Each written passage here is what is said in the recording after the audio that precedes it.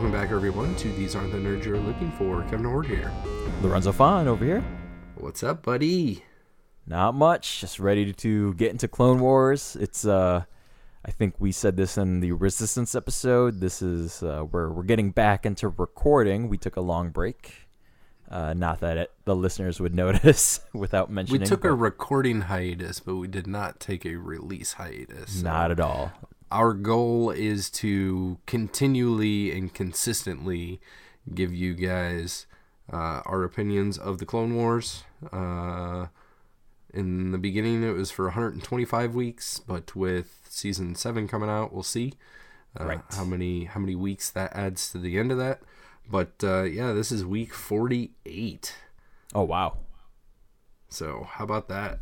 Episode this week is called Lethal Trackdown. It was originally released on April 30th of 2010. So, less than 9 years ago. Which, I think we've been hovering around that 9-year/decade mark for how long ago this stuff came out. But, this one was both written and directed by Mr. Dave Filoni. I've never heard of that guy. Have you? Do you know who that guy is? I don't know about that one. I guess maybe we'll get to him later in the episode. We'll see. Fortune cookie this week. Revenge is a confession of pain. How do you feel about that? I thought Darth Maul for this one. But then I immediately then thought it would be weird that he was saying that. I feel like somebody would be saying it to him. I don't know who would be saying that, but it just feels a very Darth Maulian sentiment. Yeah, you saying that, I totally agree with you. Mm-hmm. The person that I had pegged on this was Mace Windu. Oh, yeah. So, especially because like some stuff that he says later in the episode, but you might be right with Darth Maul. That might be a little bit more appropriate because it seems a little too aggressive for Mace Windu. Yeah. He would definitely talk about revenge, but the whole like confession of pain, that definitely seems like a Maulism. So are you going Darth Maul or are you going like future just Maul? Yeah, so looking ahead, knowing what comes, this would be a future Maul sentiment. All right. We have crossed out Mace Windu. He no longer exists, and in his place is one Maul. Nice. I dig it. The newsreel this week starts with the episode title, which I feel like this is a new thing. Like, it's literally like Lethal Trackdown! ! And then a breakdown of kind of the last two episodes, which would have been R2 Come Home and what was 2 weeks ago? What was before that? I honestly don't remember. Death Trap. Death Trap. Yes, sir. This is kind of like the third part of a three-parter, although if you look at individual information for these episodes, nothing is official of like 3-part story arc of Boba Fett trying to kill Mace Windu. But this is definitely like the next step. It's the next chapter. Yeah. Yeah. For sure. So where we pick up kind of where we left off, which is like with Aura and crew in Slave One. Boba, like, I wouldn't even say sneaks off, but he just kind of like takes off and goes to where these hostages are and like he's basically apologizing to him, like, this isn't the way that I meant for things to go. Right. You know, sorry you guys got stuck around in here. So Aura just comes in and just like starts slapping them around, right? We cut over to Anakin and Mace Windu in a hospital, ? Like, they're at the Jedi Temple, but they're definitely in, like, hospital garb and, like, cohabitating in a room with a couple of beds. Well, they were, like, trapped in the ship in the last episode, so... Yeah, they definitely sustained some injuries, but I thought it was interesting that there's, like, a... almost like a sanitarium that they're in currently.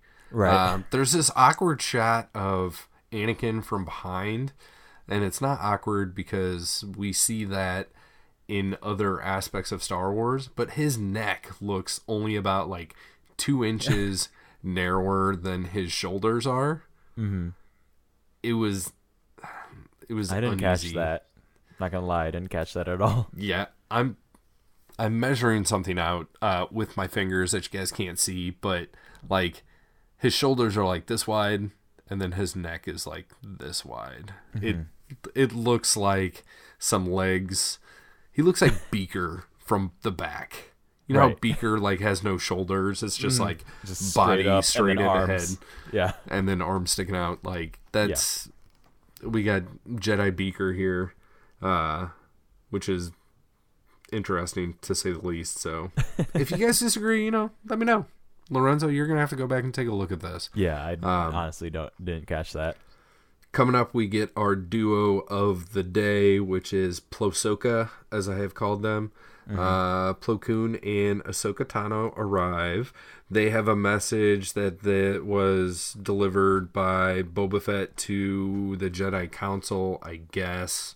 I don't know if he was just like, send it to the Jedi, or Jedi Temple, or whatever. Anyway, They got it, so they show it to... Mace Windu and Anakin Skywalker, and this kind of piggytails off of what Mace and Anakin had been talking about, and that's Anakin's like, yo, you need to like go find Boba and like put him in his place, and Mace Windu's pretty curt, and he goes, oh, so you want me to act like a child, like this child is seeking revenge, and so that's what you think I should do, is seek revenge on a child? Like, no. Remember, Anakin, we're in a war. There's bigger things out there. Like, there's more important concerns. And then in walks Plo-Soka with this message, and it's Boba, and he's like, yo, Mace, like, I'm after you. And if you don't... What's he say? Does he say if you don't come and reveal yourself or something? Phrasing. Something like, we're going to kill these hostages. Yeah, basically the hostages' lives are endangered, and we get a hologram of Boba pointing a gun towards one of them. And he chickens out, doesn't pull the trigger. Aura Singh pulls the trigger and kills one of them, who turns out to be CT-411, who was Pons. Pons, yep. Weird name. Yep. I'm guessing he was the clone that like pissed the bed all the time. Possibly. That's the only thing I can think of. Yeah. So anyways, basically Anakin, Mace, Ahsoka, and Plo all kind of know that at the very least Aura isn't messing around. I think you can see in Mace that he can see that Boba is kind of playing against his nature, I guess. He's definitely like contemplative about like this whole thing. And Aura essentially like exudes this challenge, like, or presents this challenge like, yo, Mace, like, you gotta do what I want you to do, which is basically like turn yourself into us, I think. And turn yourself into us, or our other 2 hostages are gonna die. Yep. So Mace is like, all right, dude, I'm gonna go. And then Anakin's like, I thought you said that there was bigger fish to fry. And he was like, yeah, but now there's hostages. So, right. Like, there's hostages that are going to be killed if I don't do this thing. So I'm going to do the thing. Because these are the things that Kevin likes about the Clone Wars, is like doing the thing that you have to do because it is what needs to be done. Right? Yep. So that's what Mace is going to do. But Plo Koon's like, no, you're injured. You need to get your head on straight. You need to chill. I'll go do it, and I'll take Ahsoka along with me. He also brings up another point that I kind of appreciated being addressed, is that if Mace goes, it would aggravate Boba more, potentially. Good point. And I appreciated that thought from Plo Koon, other than the fact that, yeah, they are still in recovery mode, so, chill. But they had the thought to not make a bad situation worse. Because if Boba's main goal is to kill Mace Windu, and that is out in the open now and it is known, then why send the guy who Boba is most pissed off at? Right. You know. So that I appreciated that. Yeah. If your gloves are on fire, do not play with gasoline. Right. Yeah. So. Yeah, we cut back to Aura and Boba. She is pissed and calls him out. And she's like, hey, if I tell you to pull the trigger, pull the fucking trigger. Like, no holds bar. This is what's going on. This is what you're doing. So, like, put your big boy britches on, grow up, deal with it.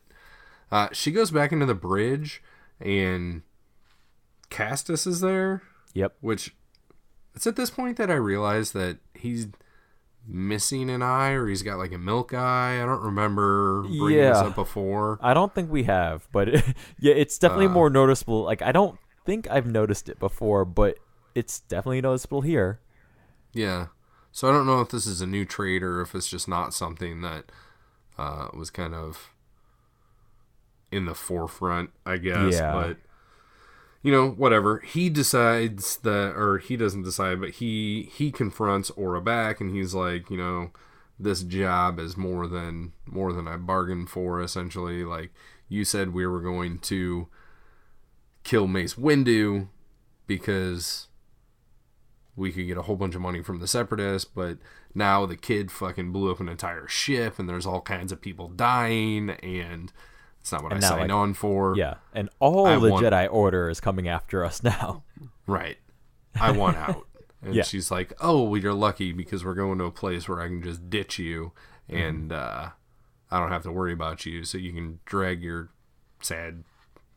She says something like, sad, worthless, weak little carcass off my ship or some shit. I don't know. Whatever. And he's like, oh, where are we going? Florum. So we're headed back to Florum. We've been there before. Mm-hmm. She mentions that they're going to see a friend of hers. We're going to see a friend on and then Florum. when we meet the friend is Hondo Ohnaka. Yep. But they're not friends per se. They are ex-lovers. Yeah. Does the show make it clear at the front that they are ex-lovers? Did I miss that?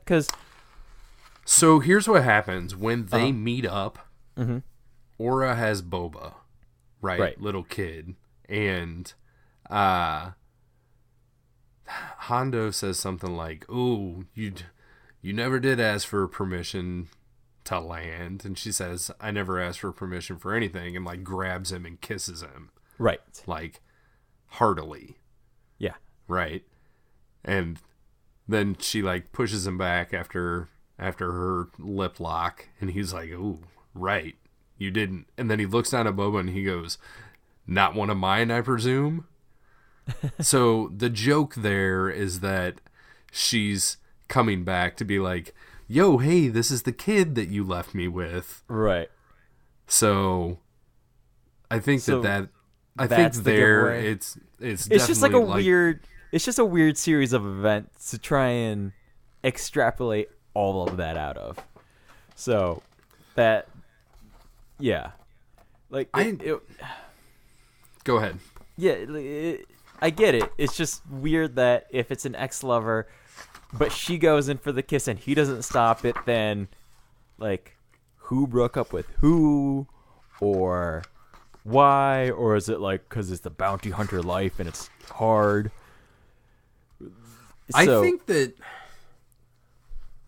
I don't know. I think maybe he broke it off or just kind of like abandoned the relationship because also in this scene, she says something to Hondo about Castus, like, oh, Castus wants out, so like I'm dumping his ass here, and he goes, oh, you couldn't handle working with her? And she goes, wouldn't be the first, and he says something to the effect of, like, I know from experience. So I think that he couldn't handle the relationship with her and had to get out. Yeah. I do like that he's putting her down basically right in front of her. You know? I do think it's interesting that the implication is that a Orasing is considered near human. Mm-hmm. Like that's what her species is listed as in the Clone Wars Encyclopedia. So a near human and a Weequay, should they have sexual relations, could potentially create a Boba Fett. Yeah, I was curious about that too. If he was asking seriously, but like that just brought up like a question where it was like, I think it was probably like a joking. Oh, yeah, it was definitely a joke. You yeah, know? like I definitely read it as a joke, but it was still just like one of those things where like the reason that joke disturbs me so much is that there's a joke from Austin Powers 2 after Felicity Shagwell has sex with Fat Bastard and Austin Powers finds out. Austin Powers asks Felicity Shagwell, "How did you do it?" She goes, "I was just doing what I thought you would do as a spy." And he says, No, I mean physically. How did you do it? He is so fat, I can't figure it out. So, to your point that I think you're getting at, yeah, the idea of a Weequay and Aura being near human, and then his joke about them producing there's just so like there is confirmation at the very least, joking or not, that there was some sort of physical relationship, but just I think I've asked this before. Is there an assumption that all males in this universe still have some sort of external male parts? Well, we definitely talked about it with Jabba the Hutt way early on. And I think you also brought up something space physiology about Chewbacca's anatomy, right, at some point in time. But is it a lipstick that's happening with Chewbacca? Like, I don't want to know. But so here you go.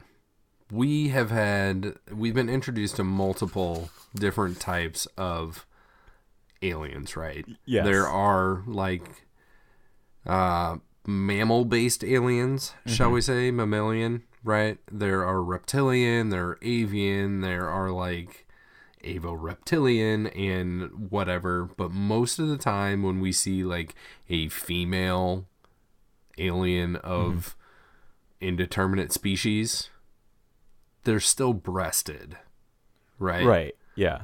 So I would assume that the males are phallicized. Okay.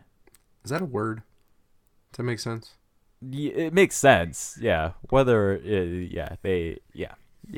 makes sense. So I mean, back in The Deserter, there was definitely a clone that was with a female Twi'lek. Right. And the kind of the nitty-gritty there is that the assumption is that they had developed a family together. Now, we know from looking deeper into it that the two kids were not his biological kids, but it seems like it could have happened. So it's definitely implied that there is cross-species engagement, shall we say? Right. Yeah. And I think a Weequay and a near human would probably just make a less near human or a near Weequay, but probably not just a human Boba Fett. Right. Definitely. So this scene tells me that they definitely have had a generous sexual relationship in the past. Right. Definitely. And that good old Hondo Onaka is saying, like, he couldn't handle it and he had to bail. So he's like, I don't blame you, Castus. Totally get it. Yep. Happens to the best of us. And all you were doing is working with her. So after that, we cut back to Coruscant. We've got Plo Soka. They're going to be on kind of a constant semi-training mission. Like this whole time, Plo's going to be giving advice to Ahsoka and proving that he is probably a much better fit to be her Jedi trainer than Anakin is. Right? So they head to the lower levels, or as Plo Koon also calls it, the underworld. And what they're doing is, I think Plo says that they're going to look for, or the intel said that this is where Jango Fett had been seen before or something. So they're going to look for somebody that knows of Jango or an associate of Jango so that they can potentially find where Boba Fett might be. Yeah. Because Ahsoka's like, well, why don't we head to X place? I don't remember where it is. Well, because it's why don't we go to where his last known location, but that doesn't give you any indication of where he's going afterwards. Mm-hmm. Plo specifically says, why would we head to a place that we know that he isn't? Mm-hmm. Why don't we go to a place where we might be able to find some information of where he is? Right. So yeah, they head down there. Something that irked me here is that when they get down to the quote-unquote lower levels, they have to go through customs. Right, which is weird. Or there's some sort of checkpoint. No, it's customs. It says in Arabesh, Coruscant Customs. Okay. Yeah, the way it worked seemed like a weird mix between actual international customs and the way Israeli checkpoints work, which is a horrific reference to have to make, but because of the way Plo and Ahsoka just swipe a badge and walk through. Did he swipe a badge? I thought he just kind of used the Force. I think he held up something to the door. There was some sort of reader that he activated of some sort. So maybe he didn't hold up something, but there was some sort of... There was definitely something that he did, Force-type gesture, maybe had something in his hand. Because the robot kept saying something to the effect of, make sure you have your identification or something like that. Mm-hmm. You know? So that's where I maybe thought he was holding something to hold up to. Because then, the robot sees him walk in, then turns away. You know? Mm-hmm. But, yeah, I thought that was odd as well. And I don't know why that would be necessary. I can totally understand your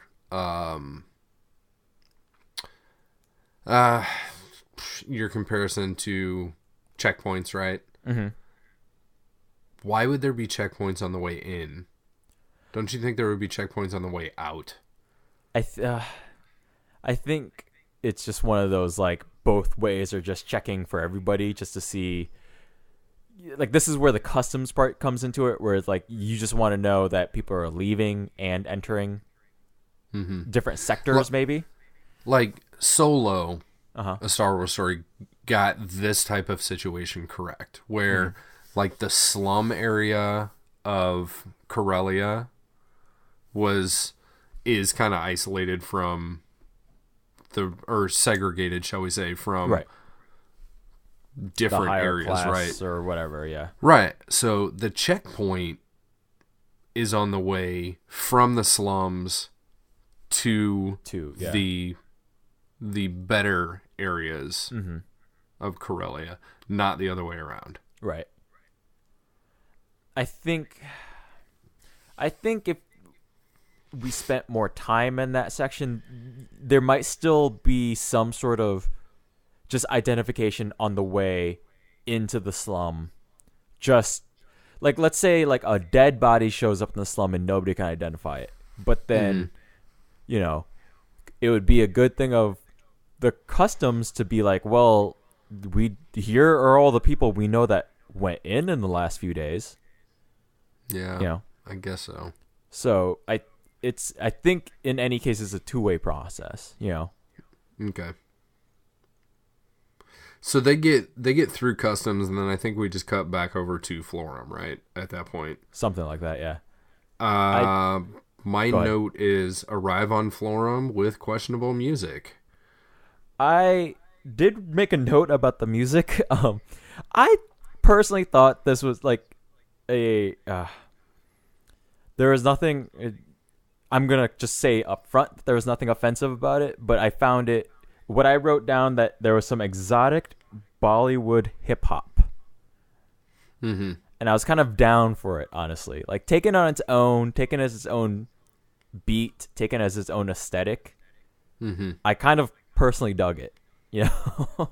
Okay. I feel like this matches why like it was being used. I don't know, but I just dug it. Yeah.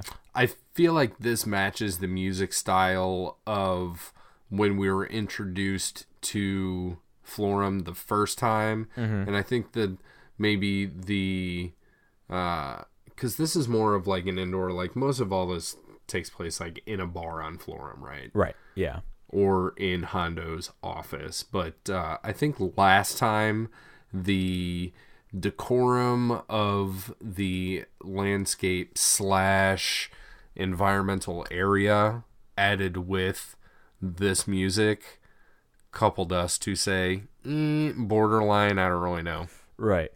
I think last time though the music was more like North African / Middle Eastern feeling, which is much different than like this one is specifically Hindi Bollywood feeling. Okay. And that was the big difference to me, is that this one was kind of more of a fun song, whereas the other music was just the vocalizations that come with Middle Eastern music that I don't know how else to describe that. You know, music is not my main study of expertise there. But regarding Bollywood films that all are musicals, that was the vibe I got from this, which is why it didn't irk me quite as much, you know? Okay. I dig it. Yeah. Well, I mean, you dig the explanation. Dig the music. Yes. Yeah.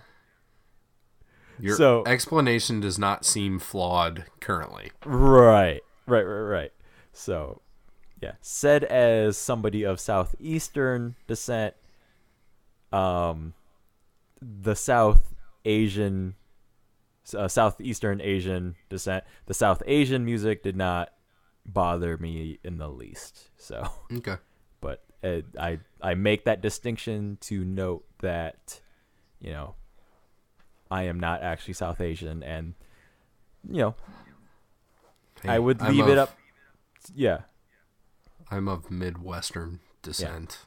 Yeah. I would leave it to an actual South Asian to see if they find offense, but I personally, with the various South Asian people that I do know, I don't think that this would bother them. I don't, but that's just me making an assumption for somebody else. So I just feel like sometimes the way that the music comes in is questionable. Yeah, that's all. Yeah, that's how I'm gonna skirt around this one. I'm gonna be careful around this one, but I'm gonna say personally, I just heard a hot fire Bollywood hip hop track. Okay, cool. So, yeah. Carrying on. I'm liking that explanation. Yeah. We have Kowakian monkey lizards fighting. Yep. Poor guys. That sucks. Never pit an animal against another animal in a fight for your own enjoyment. No, definitely not. Terrible. I guess this is where Miss Orison kisses Hondo, and then Cassis quits, and then Hondo invites the crew being basically Aura and Boba, into the bar. We have more music. How about that? Cassis enters on his own accord, I guess, because he's not really involved in this Hondo Aura triage any longer, but he calls a friend, an associate, a coworker, something Unnamed. Yeah. unnamed. Unnamed the whole time. Not what are these guys? Nautilus. Something. I honestly don't know. Yeah. It's what Kit Fisto The Kit is. Fisto. The Kit Fisto folk. Yeah. He's a Fistoian. The Fisto folk. Yeah. Yes. I thought it was kind of clever. Boba tries to like grab a drink off the bar, and Aura's like, "No, Boba, I don't think so." Go ahead. You were saying? No. That's I was just agreeing with that point. I just thought that was funny. I was about to jump the gun, but carry on, and then I will get to it. Castus has given some intel to whoever this guy is, and I don't even think this person is ever named. Nope, right? Unnamed the whole time. Yep, unnamed whole time.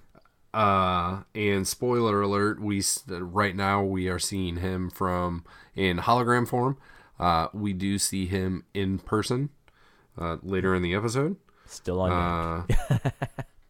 Yeah, Aura knows that he's talking to somebody, and then I guess she uses like her antenna head brain thing. Yeah, to listen eavesdrop on him, Yeah. but it kind of seems like it's involuntary. Like all of a sudden, it's just like a different radio station like tuned into her head, which is kind of weird. Yeah. So she's listening to him. Hondo is talking to Boba, and so their conversation fades out, and in fades like Castus's conversation. And then Hondo like calls her back to reality, like, "Remember, baby? Remember when we did that thing? That job we did?" And she's like, "What? Oh, yeah, okay, whatever." Walks over to Castus, confronts him, I think, and then I don't know. Gets his It attention. doesn't matter. Yeah. Hey, you, and then she shoots him. Yeah. He's dead. He's gone. So here's my question. Sure. Castus, in the way they frame this, looks like he's 20, 30 feet away from Aura at most. Uh-huh. The hologram is in plain fucking view. Mm-hmm. And I really don't feel like Aura needed to try that hard to hear the conversation, in which Castus is very clearly talking shit about Aura. So I think in the beginning, that's what she hears. Mm-hmm. Like, she probably heard her name come up, Right. So then after that, there may have been a little bit of meandering on both parties' parts to separate them a little bit. Plus, it's a loud bar. There's music. There's fun to be had.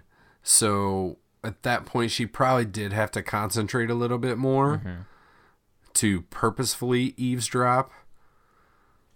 But then, even from Castus's point of view, like, why was he having that conversation there? Why is he having the conversation at all? Like, what benefit is he getting out of this? Yeah, I got nothing. He's calling a random guy. We're going to find out that this guy is on Coruscant, right? Mm-hmm. And I think the guy describes Castus as his buddy or his friend or something, right? So he's just calling is he just like drunk dialing? Is he just like, I guess, like, he's just venting is this maybe like a to this dude? Facebook status update? Like, had this job didn't work out, didn't make any money. Boss is a bitch, fucking. Yeah, I'm going to need a ride from Florum. Yeah, please come pick me up. Maybe that's what it is. Maybe he's just trying to convince this guy to like come and give him, like you said, come pick him up, give him a ride. Mm-hmm. That makes sense. I'm okay with that. Yeah. That's a lot better explanation than him like trying to, I don't know, be like covert and like deliver information on Aura Singh to like some other covert person, right? For whom we have no idea what their motivations would be. Like more of a, dude, I got fucked over on this job, and I was crab fishing on like the king crab boat in Alaska, and I couldn't hack it, so they just dropped me off at a port.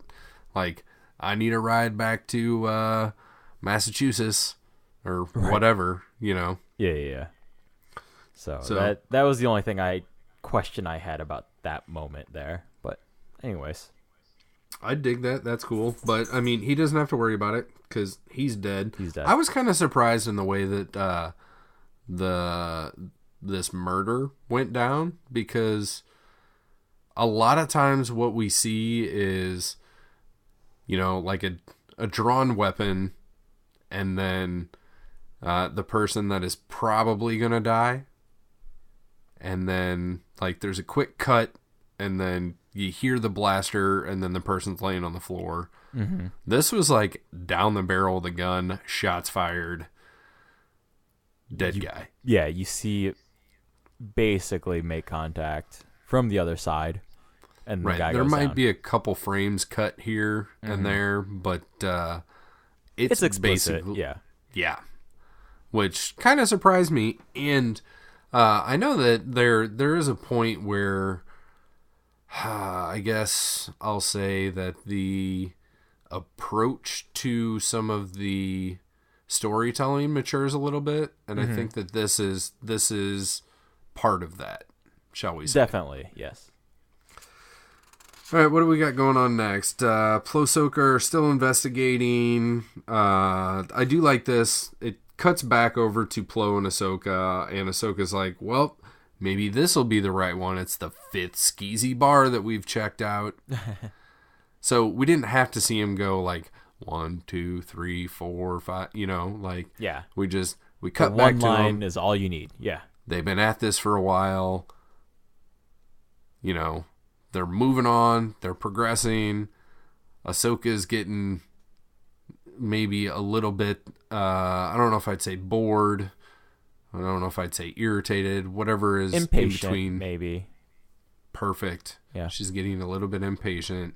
And I think Plo even says, like, as they're walking in, remember, patience. Mm-hmm. So they head in. Plo's like, you wander around. I'm going to go to the bar. He's lecturing her on subtlety at this point, not patience. That's what it is. Mm-hmm. And she's like, oh, but I am subtle. And he's like, yeah, you're about as subtle as Anakin is. And Anakin's not subtle at all. Right. So kind of forget some of the stuff your master taught you for a little bit and listen to me. He heads to the bar. She wanders around. She's like using the Force to eavesdrop, I guess. And then she's like telling herself to relax. So she's overhearing all these conversations. Plo, completely not subtle, walks up to the bar, sits down, says, hey, bartender, I want some info. And he's like, we don't sell info. So he just slaps his lightsaber on the counter. And he's like, how about some information now? And he still doesn't get any information. I wrote a note. Is that a threat, or is that just like a declaration? I don't think it was a threat. I think it was more of, it's like... Is it flashing the badge? Like, what do you... Kind of like flashing a badge and kind of like, do you know who I am? Okay, yeah. Like, hey, I need to know where Marcus is at. I don't know who Marcus is, but, he's just the scapegoat in this situation. Right. I need to know where Marcus is at. I'm not going to tell you, oh, do you know who I am? Like, I'm Marcus's cousin. Or what? Yeah, I don't know. Yeah. You know what I'm saying? Yeah. It definitely is a combo of flashing a badge and the, do you know who I am? Oh, shit, you're one of them guys? Mm-hmm. I have to let you know. I mean, if he doesn't tell him, is Plo's bros going to come back later and like break his kneecaps? No. Yeah, clearly. And I say Plo's bros because these are actual people in the Star Wars universe. They are Wolf and Gang.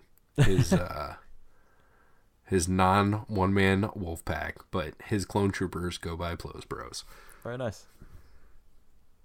What else happens here? So we get back to Ahsoka, who is still eavesdropping on people, and then she overhears a specific conversation from a specific person who is the other side of the hologram that Cassis was talking to. Yep. And he's talking to somebody else sitting at his table, and he's like, yeah, my buddy was just murdered on Florum by Aura Singh. Right. And so she's like, oh shit, well now I know where to go. So They catch her eavesdropping and try to grab her. And I don't understand what the fuck she's doing because she keeps backing up closer and closer to their fucking table. She could clearly already hear them from, like, without using the Force from wherever she was standing. And then she just kept slowly backing up, and they both notice her. And I'll say, I don't know why the fuck they're like, why they gotta grab her. Because they're sitting at a bar. They're not being quiet. Right. You know, they're not being secretive. Why would it be so terrible for him to be like, for somebody to overhear him say, my buddy got murdered? I think it's also just because somebody's clearly trying to eavesdrop into your conversation that, like, Because I'm not gonna she's lie. not being subtle. Right. I'm not going to lie. If somebody was doing that to me at the bar, I would probably have a similar reaction being like, what the fuck are you doing? Who are you? And why are you trying to get in this conversation? Like, Would you and your friend jump up and attack like a 14-year-old girl, though? I would definitely just be like, yo, bitch, what's up? Like, what are you doing here? You know? I'm just saying I feel like they're overreacting a little bit. I don't know. Like, honestly, on this one, I'm on their side. I'm not going to lie. I will say there was like pinups galore all over this place, and I'm not sure if this is like a rave or like a nightclub or a strip club. More interesting or what's music in going on. more interesting music in this spot as well. So rather than the hip hop Bollywood that we got at the other bar, here we get just straight up like kind of a weird late 90s house dance music sort of thing. Kind of that I don't know how to describe it. That house music that had the just the fast EDM sort of tempo beat stuff that you would hear from typical that you would kind of think around the Matrix sort of style of music. Yeah. So yeah, just more interesting music choices here. But I'm not gonna lie, I really like it when they kind of expand the diegetic world of the music that these people would be listening to. You know. I agree. Like, regardless of whether or not the music is tasteful, Right. It's nice to have that diegetic energy in the scene. Absolutely, yeah. So, Plo pops his lightsaber out, and he's like, you know, he goes to defend little Ahsoka, as he calls her. One of the guys is like, oh, you're one Jedi, you think you can take all of us? And Plo's like, well, you want to call me out on that? Yeah. Like let's good go. luck. Let's do it. Let's see. The bartender says, nobody gets shot in my bar, like, you know, calm down. And Plo and Ahsoka slowly back out the door, so nobody goes to follow them because there's a distraction. Ahsoka pulls out what doesn't look like credits, but looks like mini gold bars. Right. And says, drinks are on me, or drinks are on the house, and just pelts them into the middle of the bar. Chucks them into the crowd. So where did she get this? And who is okay with her throwing money into the middlo of the bar? Plo Koon. I guess. I got nothing beyond that. But there's both your answers right there. Yeah. Your first answer is Plo, and your last answer is Koon. Yeah. Don't know where in that miniskirt she was hiding all that money. Don't ask. Carrying on, good sir.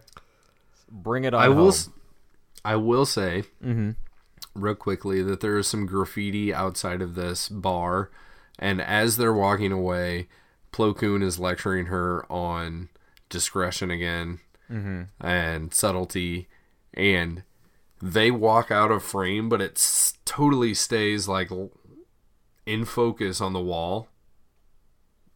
And I'm like, okay, this has to say something important. It doesn't. It just says, Roger, Roger. Like somebody spray painted Roger, Roger on the wall. Very nice. Orabash. So it's like, okay, whatever. Ahsoka gives him the info of where they need to go. Floor him. So they go. Yep. And then we cut back over to Florum. Aura Singh and Boba are in a meeting with Hondo in his office, which is weird because like they had a meeting at the bar. Now they're having a meeting in his office. She's basically trying to corner him, say, are you in or are you out? And he says, I'm out, but here's the deal. I'm not going to help you, but I'm not going to hinder you either. Mm-hmm. Like, I'm just stepping aside, do what you do. She gets a message that there is a ship coming in, and presumably it is a Jedi. So she orders Bosk, I think, to move Slave One to the outskirts, and then take the hostages out and wait for her signal. Next thing we see is Plo Soka getting off their ship. Hondo's there. Plo straight up calls him out and he says, I'm going to assume you're walking me into a trap. And he's like, yep, you are correct. She's inside. I don't know what she's planning for you. So Plo says, why are you telling me this? And Hondo says, I want you to know that I'm not involved in this. That's why. So I'm going to, at that point, we cut inside. Plo meets Aura. Boba pulls gun on Plo. Ahsoka pulls lightsaber on Aura. Aura talks to Bosk and says, I'll give you the word and then kill the fucking hostages. Ahsoka chops off her antenna. There is a kerfuffle. The fight that ensues here, I thought was fucking awesome. I will say, from a technical standpoint, the Mexican standoff that starts is decently done. It's a good back and forth. Then there's a lot of good setup. So, Aura Singh has like a thing in her shoe that she uses as a distraction to shoot off. And then once the action kicks in, there's about... It's like two little missiles. Yeah. There's like a 5 to 10 second segment that is done without music, that is paced so well that I agree with you. It's something that they have never gotten quite right in terms of pacing action sequences. Most it's like actions, so quick, man. Yes. Yeah.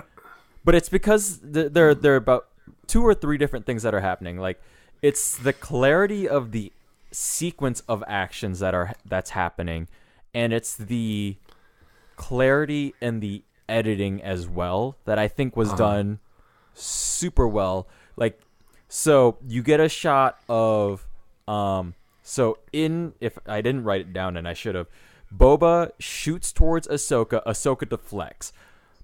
Aura shoots foot missiles. They simply go into the wall, but that is enough to get Plo to step off to the side. Aura then tries to attack Ahsoka one more time. Plo pushes a table in between, and then so what happens is like Aura winks at Boba. Yeah. Which Plo could totally see. Right. Because they're both looking that way. Because he is in between Boba and Plo. Or Boba and Aura, right? Mm-hmm. So Boba shoots at Ahsoka. But he also calls out, he basically says, okay, Aura, we're going to do this thing. Or like, watch out. He says Aura or something, right? Like, watch out, Aura, and he fucking shoots her direction. Ahsoka has to block. Aura shoots her fucking foot missiles. Plo upends the table. Okay. So that they hit the table. Mm-hmm. And then Aura immediately turns around and fires off like 27 fucking blaster rounds at like point blank range. And Ahsoka does a bomb ass job of like super deflecting. Mm-hmm. Awesomeness. Yeah. And then there's a second barrage. That's when the table comes in and separates them. Yep. Yeah. So it's the editing And the fact that you and I can, you especially, but the fact that I had some memory of this, but again, it's the way it's edited and the clarity of these shots that they chose to display all of this. It's number one, very rare in this show completely. Like I said, it's never been done to this level on this show. This predates it by like 6 years, but it's the only other action scene or action movie involving projectiles, should I say, so like guns, that has done something quite as well would be like John Wick of recent. I haven't seen John Wick. Ooh, John Wick. You were gonna say that one with Angelina Jolie, where she can like bend the salt. bullets. No, fuck salt. No, fuck salt. But in terms of like, there's a category for this sort of film called bullet ballets, which Interesting. it's a Hong Kong thing. It's John Woo was the master of it back in the day. Where like all of the action scenes are gunfights, but you still film them in a way where where each other participant is at, rather than just like shot A of somebody shooting off screen, shot B of somebody shooting off screen. There has to be a clear sense of geography. Yeah, I was about to say, like, geographically, this all makes sense. Right. And I have been known in the past to call Filoni baloney on things. I'm going to give this one a Dave rave. Yes. Yeah. So it's a rarity in just general action movies. It's a rarity as it's a non-existent thing in Clone Wars, especially. So the only other action movie I would call out as having the best sense of geography period would be Mad Max Fury Road.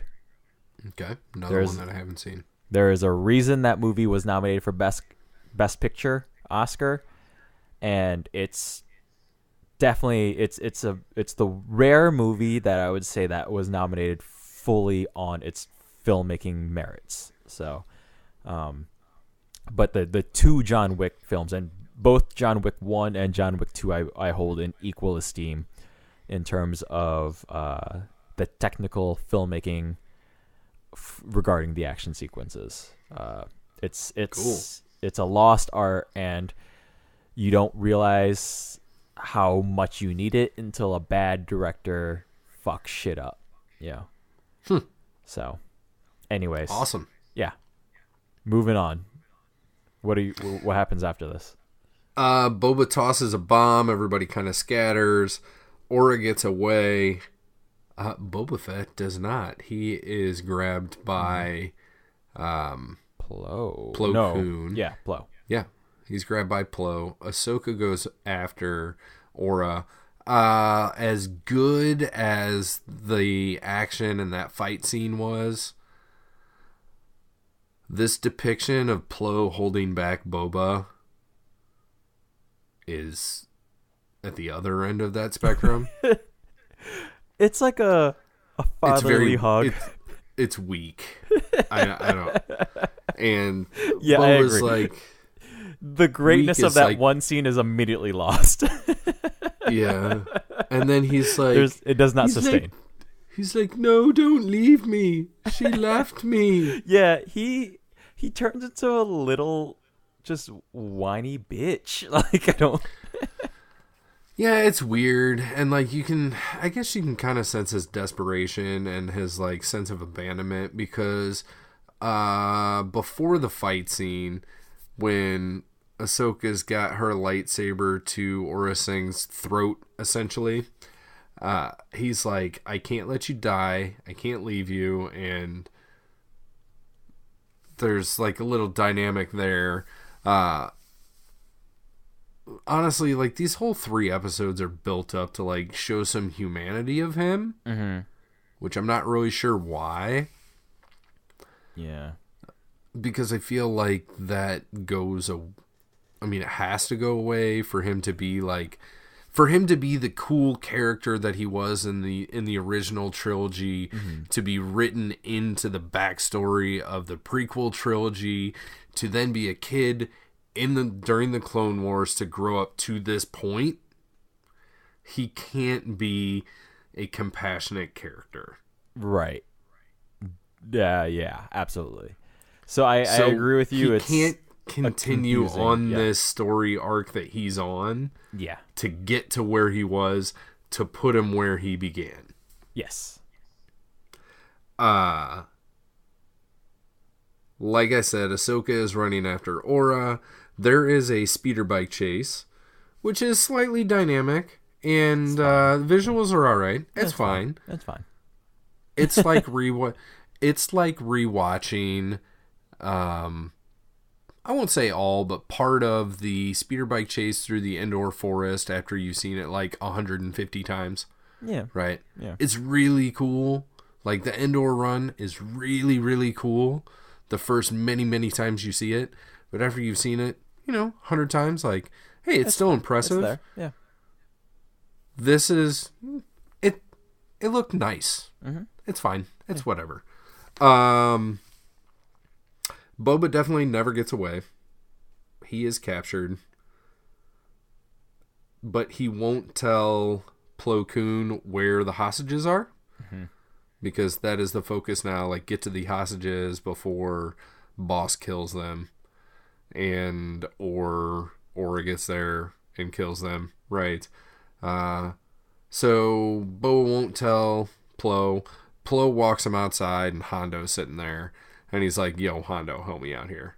And Hondo talks to Boba and he's like, do the admirable thing, do what's right, tell him where the hostages are, it's what your father would have wanted. I don't know that I agree with the fact. I don't know that that's what Jango would have wanted. I think it works to get the info out of him, but I don't think it's a truthful statement. So, Plo calls Ahsoka and says she's trying to head you away from the hostages, head to setting 1579. I didn't take the time to look up 1579. I'm sure that there's some weird hidden meaning behind it, like there is with every other specific number that pops up in Star Wars. I didn't bother with this one at all. 4 random numbers. Yeah. She gets there. She saves the day. She knocks out, She does it in an irresponsible fashion where she comes flying up from behind Bosk and just starts firing in the direction of everyone. Right. Not just Bosk. But anyway, Bosk drops his gun and Admiral Killian grabs it. Right. So he's got Bosk at gunpoint. Aura comes flying in from fucking I don't even know where. Crashes her speeder bike into Ahsoka's speeder bike, sends everybody flying, which propels her onto Slave One. She runs inside. Ahsoka grabs onto the outside. There's a weird bit of flying fighting where Aura's on the inside of the ship and Ahsoka's on the outside of the ship, and there's Ahsoka's trying to stab through the cockpit. Yeah, Ahsoka basically just fucks up Slave One with her lightsaber. Yes. Starts slicing and dicing, takes out a wing. Literally takes a wing out. Cuts it off. Yeah. The cockpit's gone. She jumps down. The Slave One goes to crash, but instead of just crashing down, it flies over the horizon so you can't see it, and all you see is a Wile E. Coyote smoke plume in the sky and hear an explosion. So presumably Slave One's gone, man. That ship's donezo. Orsang's gone. We cut over to Coruscant, which I didn't catch this the first time that I watched this episode. I guess I looked away for a half a second, but we cut over to Coruscant and Boba Fett is paraded in front of Mace Windu. And then he's got this whiny line where he says, I've realized that I did some bad things, but I still hate you, and I'll never forgive you, and it's your fault because you killed my dad. And Mace is basically well, you're going to have to forgive me, so deal with it. I want to, before we conclude, I want to talk about this. Because I want to point out that Boba's specific word is that Mace murdered his father. Yeah. Now, they're in battle, and Mm-hmm. Boba knew they were in battle, and if Boba was able to see Mace, air quote, murder Jango Fett, did he also not see that Jango was also equally firing back at Mace in the midst of a crazy battle on Geonosis? It's interesting that you bring that up because I guess it's all a point of perspective because during what you called the Mexican standoff, Aura tells Boba she won't do it, as in she won't kill me. She's not like you. Mm-hmm. And then Ahsoka says, that's right, I'm not like you. I'm not a murderer. And Boba says, I'm not a murderer. I just want justice. Mm-hmm. And then Plo says, we are justice. Right. So it's this big back and forth of from a certain point of view. Mm-hmm. Like this episode is a lot of from a certain point of view where Ahsoka sees Boba as a murderer. Boba does not see himself as a murderer. He sees himself as somebody seeking justice on his father who was, in his eyes, murdered. Mace obviously doesn't think that he's himself as a murderer. Like, what he had to do was take out Jango Fett because Jango Fett was the bad guy in the situation. Right. Yeah. And I just still don't understand what is going through Boba's mind because he's a freaking terrorist, you know, like he definitely realizes that along the line that things got out of hand, right? Because that's why at the beginning, like, he goes in and he's talking to Admiral Killian, and I guess at that time CT-141 or 411 or whoever Pons is still alive, and then as described on Wikipedia, the third officer, right, who is not named, nobody cares. No. Like, he goes in and apologizes because he knows that, like, his initial goal was take out Mace. Mace killed my dad. I want Mace to suffer. And then all this other shit happened. He's like, fuck, shit got out of hand. Like, this isn't what I intended. Which, again, sends me in this weird tailspin of, I feel like these 3 episodes should have built him up and, like, calloused him. Not at the end, he's like, oh, I recognize the errors of my ways. Right. Woe is me. Yeah. He should have been like, he should have been like, Mace, I would do it all again, twice as hard to fucking kill your ass. Right. I agree. So it's weird that, like, he kills, what, 1 clone trooper in Death Trap, and then... Well, it does blow up the entire ship. Well, that's that, too. But it's just... So he kills everybody that didn't get on the... Off and... 4 escape pods. Right. But then he does not kill the 1 escape pod of kids that he escaped with. Right. So... Yeah. So, I agree. The progression for Boba is confusing, and I'm gonna just say annoying, honestly. Like... Okay. But why anyways, don't we let's take out that and this. transition into thumbs up, thumbs down. Yeah. So basically, after just to wrap it up, Boba says the thing to Mace. Mace says he has to just forgive him, and then that's cue loud music. So we're just the tight wrap on that there. Cue loud music. All right. So thumbs up, thumbs down. Do you want me to start? Whatever you tell me. Yeah. That said, I still like this episode. Okay. I will give this a thumbs up. It had the pace was still off at points. The plot A, plot B kind of bouncing back and forth. It did a lot of bouncing. But that said, I liked the progression of this episode. I liked that it kind of still built towards something. I agree with you that in the larger picture of things, that things get kind of messy and confusing, and I agree with you. I don't know why Boba is trying to become a sympathetic not a sympathetic character. He's a character that is able to sympathize, I guess. You know, right. he has some empathy about him. An empathetic character? Right. So it's a weird progression there. All the same, I think the characters are very clear in this episode for the most part. Like Castus would be the one character that I just take or leave, and he literally leaves the episode partway. So like, there you go, my problem solved.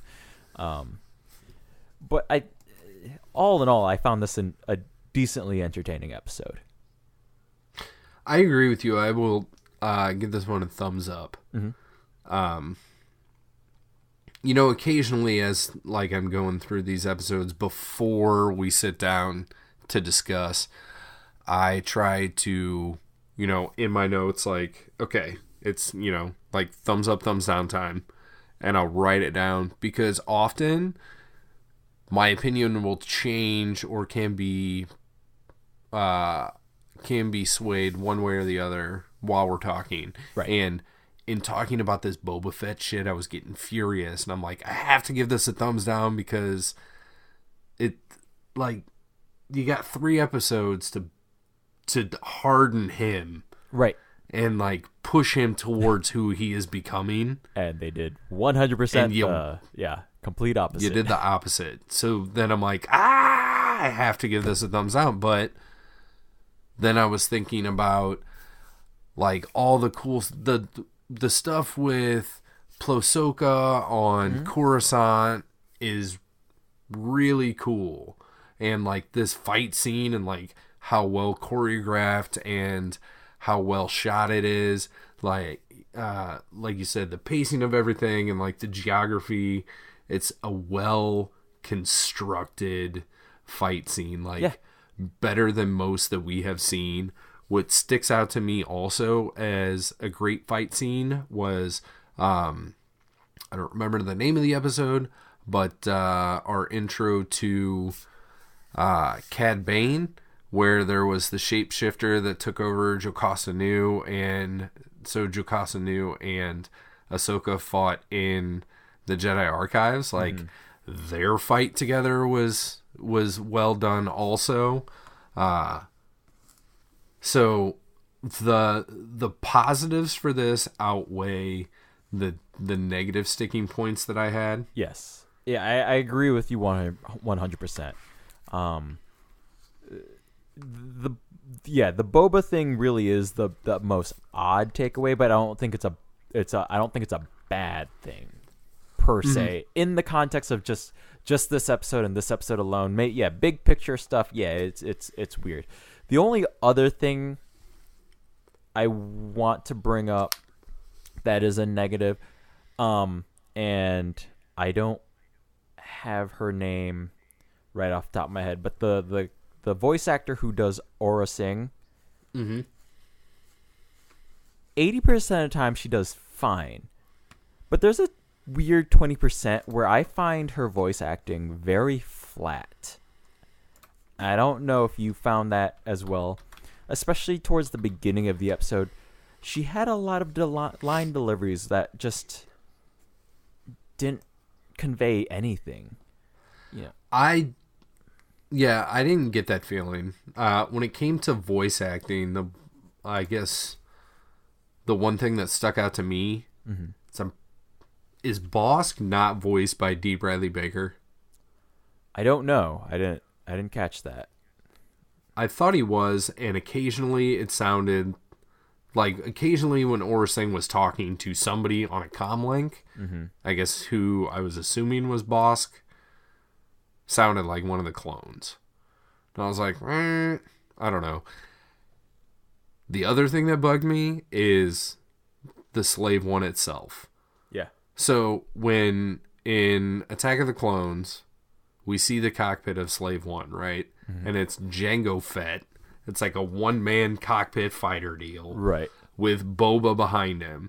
And now it's like 3 times the size of the Millennium Falcon cockpit with like multiple seats fucking side by side. seats. And Now the design of the Slave One totally works if it is like a smaller cockpit. If it's like a 1 or 2 person RV, it works. Right. Yeah. When it's a tour bus, it doesn't. Because when a tour bus drives, it doesn't reorient itself and dump everybody to like one side or the other. Mm-hmm. There's not like a change in horizon inside, inside a tour bus or whatever, or a normal fucking RV. But that is what happens in Slave One. Mm-hmm. And it only works if it's designed for low occupancy. That one guy. Right, exactly. Yeah. Like, Boba Fett shouldn't be able to get up and walk around and go and apologize to the prisoners. Yeah. Yeah. It's a shallow ship, there's shouldn't be that much room. I guess that's why it got blowed up. So yeah. Rebuild. We don't have to worry about it anymore. They'll rebuild it, yeah. We'll figure it out. But anyways, and any final thoughts before we close on out of here? Nah, that's all I got. Same. I guess we should drop some social media tags. I think we might have left that one out of that last Resistance episode. That's but right, yeah. I'll make it simple. You can hit me on Twitter at Not the Nerds, Lorenzo on Facebook at Not the Nerds Podcast. Our email is notthenerdpodcast@gmail.com. The 2 shout-outs that we normally do are our art done by Kevin Warren. Find him on Twitter at TheyCallMeKdub. Music done by Lindsay. You can find her through email at strangefantasymusic@gmail.com. Yep. Aside from that, we do have a time jump between now and next week. So this was season 2, episode 22. Next week we're going to Corruption, which is season 3, episode 5. So Fun. Until then, I've been Kevin. Lorenzo over here. These aren't the nerds you're looking for. Bye-bye.